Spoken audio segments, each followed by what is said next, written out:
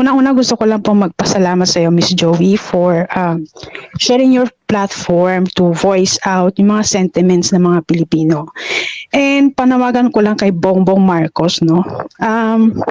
Sana naman yung mga nagki-criticize sa iyo sa gobyerno, sa administrasyon mo, sana naman wag ka naman manggurgur, please lang. Kasi nakakaawa ang mga Pilipino, nakakaawa yung mga bumoto sa iyo, nakakaawa yung mga Pilipinong mga nagrereklamo, katulad na lang ng mga magulang ko na nasa Pilipinas.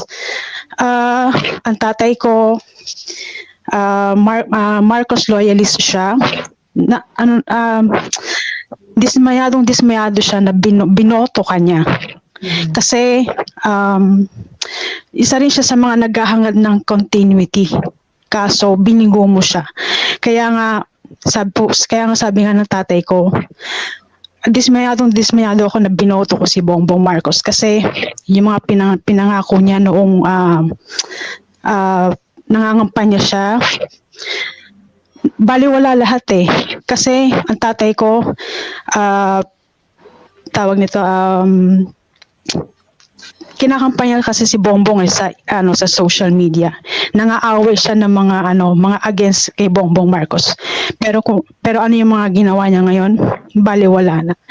Kaya ngayon, sabi ng tatay ko, wala nang Marcos na makakaupo ngayon sa politics, sabi niya.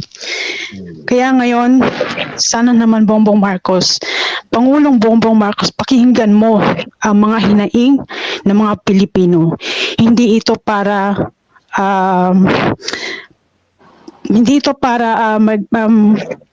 magalit sila sa iyo ng tuluyan, kundi para mapakinggan mo sila.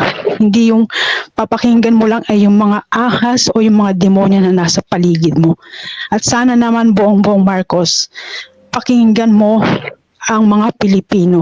Maawa ka. Yun lang po, Miss Joey.